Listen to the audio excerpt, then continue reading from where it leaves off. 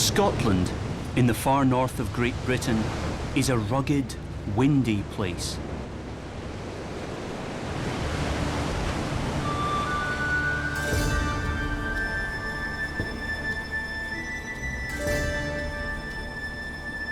The region, with its 500 islands off the Atlantic coast, has always made heavy demands on the inhabitants.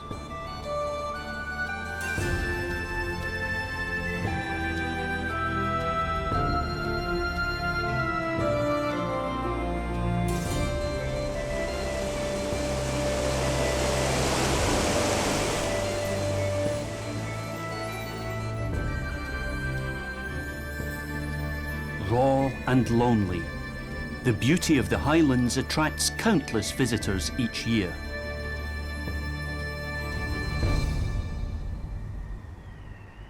Late winter. Gale after gale pushes in from the Atlantic. Weeks of privation for the red deer. At the moment, the frost has the Highlands in its grip. To survive here, you have to adapt. Feathered claws and nostrils help the grouse to overcome the winter. The mountain hare's small ears reduce heat loss. Herds of deer roam the bare, windswept ridges in search of food. Day by day, spring moves up the mountainsides. Finally, the might of winter is broken. Unyielding ice is transformed into glittering drops of water, and the Highlands are suddenly full of the sight and sound of waterfalls. While black grouse provide the background music.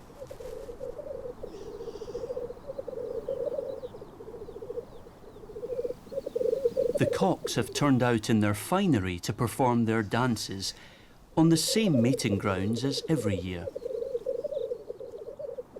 According to an old saga, a grouse cock went to a farmyard to learn to sing. Some meat was cooking and turning to and fro in the boiling pot.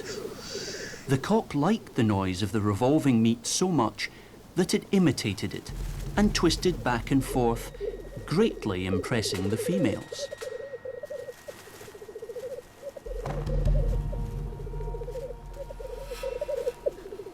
If dancing doesn't do it, then mock fights will demonstrate strength and superiority.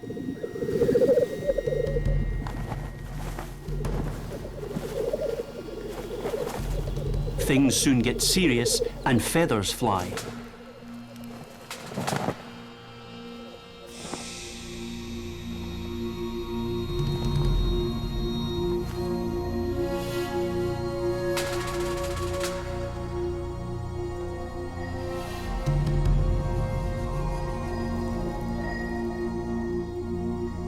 A close eye is kept on the winner, while the loser retires to lick his wounds.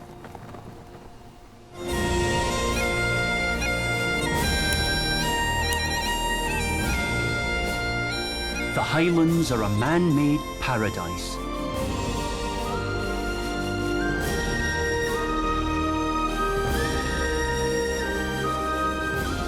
Over the centuries, the trees originally covering these magnificent mountains were cut down. Now only tiny pockets of natural forest remain.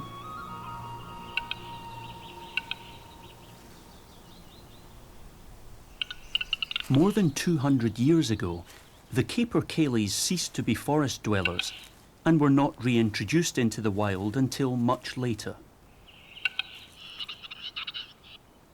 These shy birds live under strict protection in remote, near-natural forests. The population has since recovered to around 1,000 birds.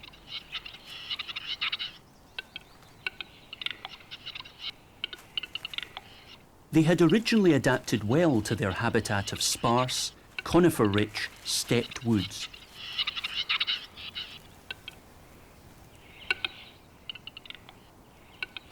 Ironically, this successful assimilation turned out to be too inflexible for the birds to live in any other surroundings.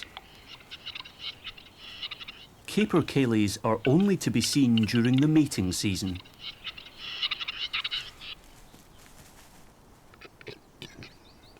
As their hormone levels go through the roof, the cocks let themselves go and become extremely aggressive.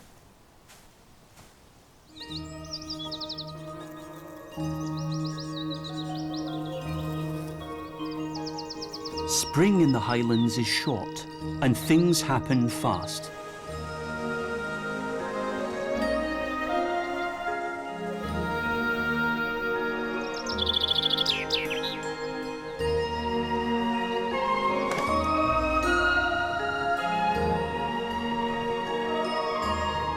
A pair of ospreys.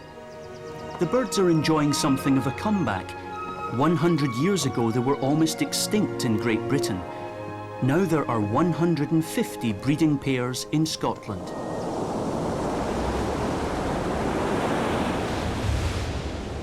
Over 10,000 kilometres of coastline, much of it free of humans.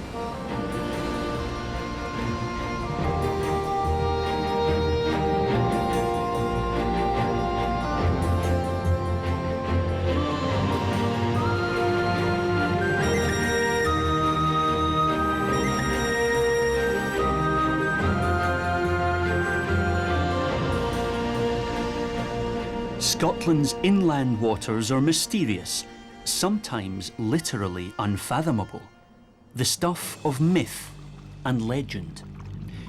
Might these be pictures of the famous Loch Ness monster? Footage of Nessie?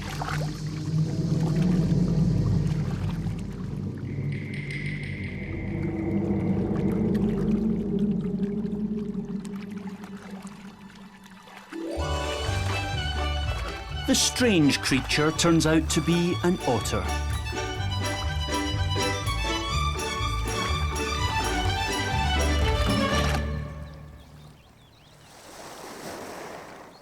These animals are usually at home in fresh water, but in Scotland they've taken to living in the sea.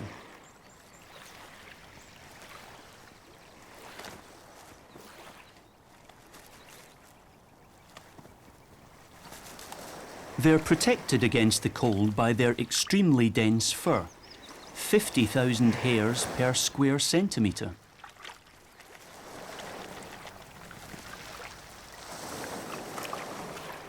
The Atlantic has food in abundance, which is just as well, as otters are bundles of energy.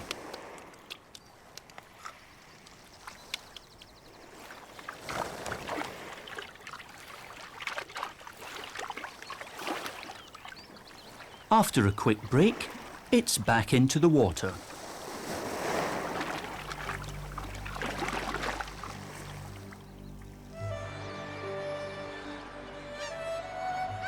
The craggy cliffs are covered in a thick carpet of marsh daisies, bunched together to get some shelter from the ever-active wind.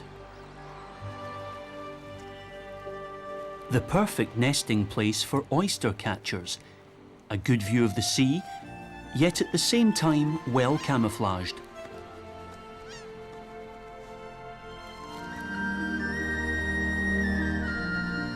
From the coast back to the mountains.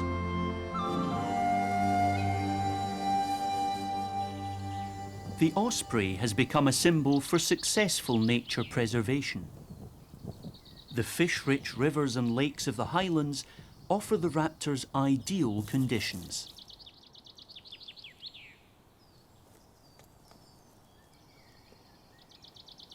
Beavers, on the other hand, are just beginning their comeback.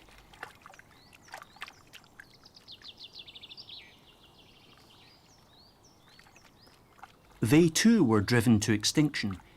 In 2009, conservationists reintroduced 3 pairs into the wild. The first offspring are a hopeful sign. In deeper parts of the lake, shy black-throated divers have found a small island to breed on. A real rarity. There are fewer than 200 pairs in the whole of Scotland. From the day it's born, in case of danger, the chick will leave the island and follow its parents. Not always the best decision, because it hasn't yet learned to dive.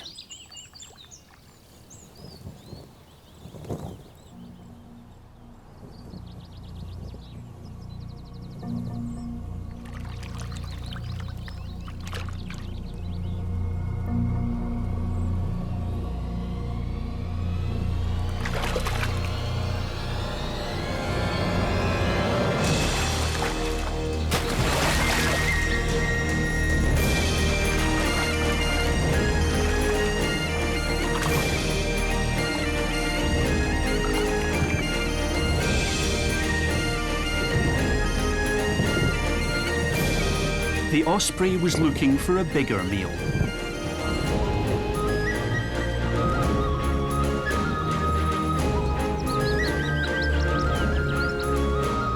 Its main source of food is fish. Occasionally, it will catch small mammals, birds, reptiles, or amphibians.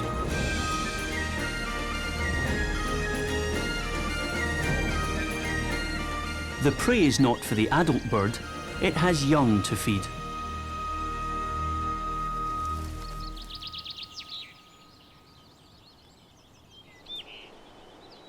Now the upper slopes of the Highlands are also decked out in lush green. The largest animal in Scotland is the red deer.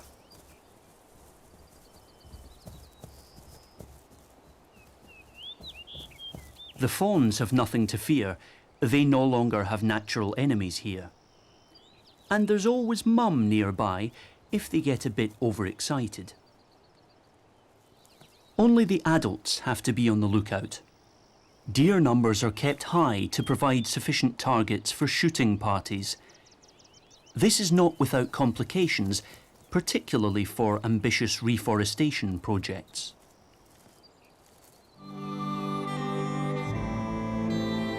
The attraction of the far north of Great Britain is its wonderful remoteness, endless space and peace and quiet.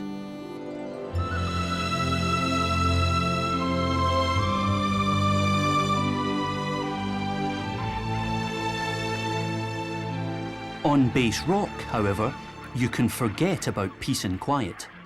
And space. Tens of thousands of gannets see to that. The birds form colonies wherever the rocky terrain allows.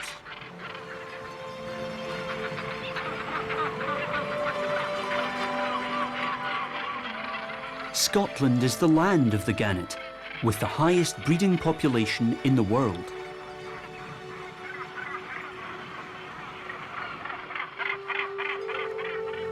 A wingspan of almost 2 meters makes them the ultimate gliders.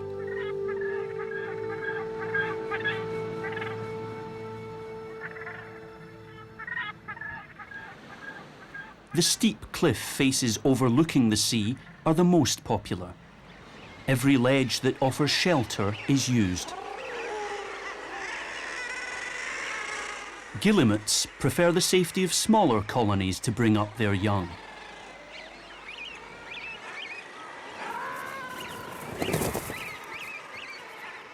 But they're never completely safe.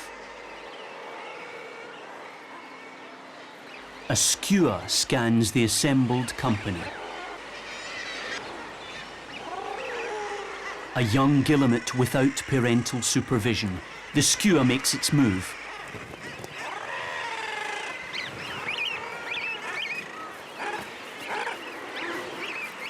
Back from the sea, the parent can't find its young, which causes further complications.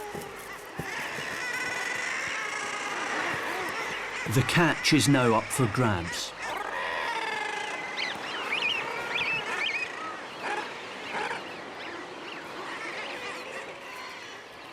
For guillemots, the bare cliff is enough, but not for puffins. Their rolling gait, carefree clumsiness, and a tragicomic facial expression have made these birds the coast's favourites. In the breeding season, puffins seek out grass-covered cliffs where they dig shallow nests to lay their eggs in. Bumping beaks is a mating ritual. Puffins are astonishingly tolerant of each other because they already arrive at the breeding ground in pairs, so there's little room for jealousy.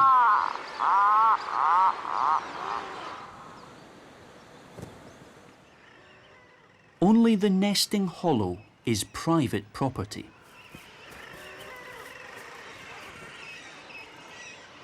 Brooding is undertaken by both partners. And those not yet busy looking for food can make the most of the unusually warm evening weather.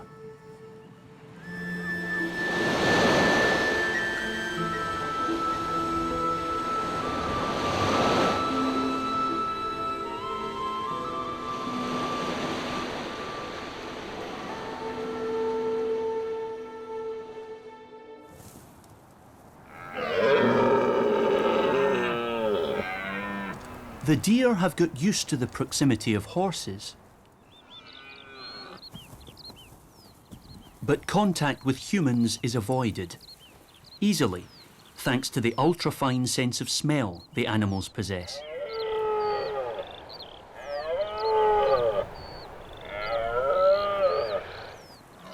In large parts of Europe, the deer have withdrawn to the seclusion of dense woodlands. In Scotland, due to the lack of trees, they roam the countryside, their original habitat.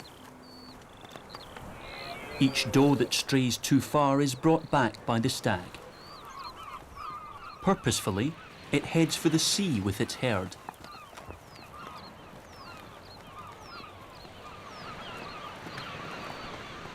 Red deer in the North Atlantic, an unusual sight.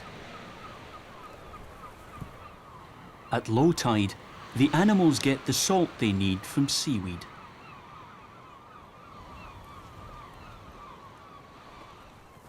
Scotland has more deer than almost any other European country. They rule both the coasts and the mountains.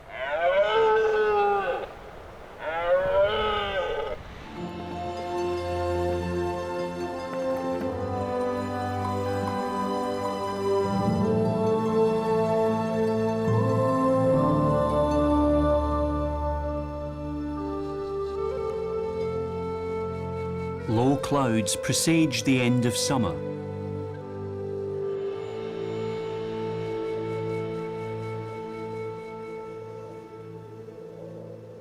With increasing frequency, gales blow in from the Atlantic.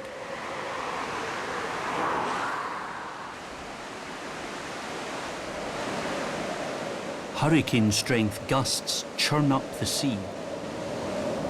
Unchecked, a storm pushes up into the Highlands, its heavy gusts causing another interesting phenomenon, a waterfall that flows upwards.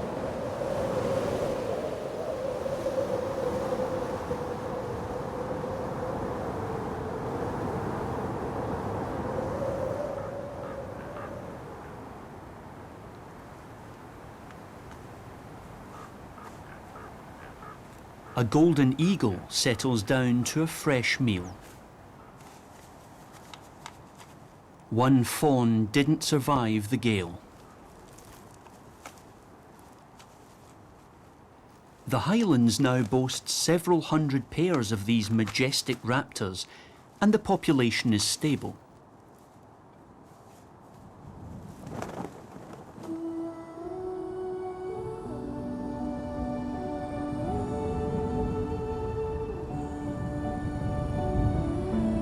Light rain between the showers. A typical Scottish weather forecast.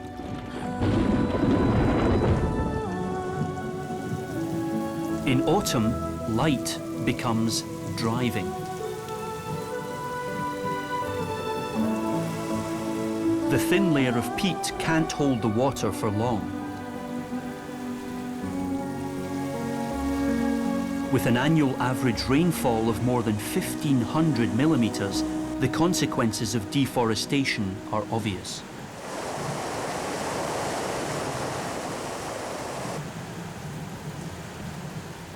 There is frequent flooding, not unusual in a country with a shortage of sunshine, but the light makes up for it.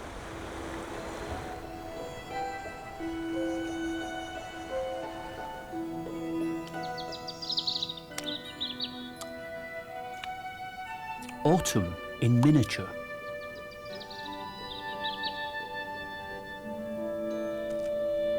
As the days grow shorter, the animals make the most of the abundance of food.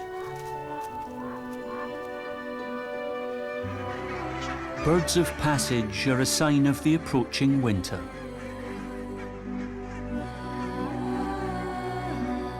Those who have fallen for Scotland's rugged charm, however, will never want to move on.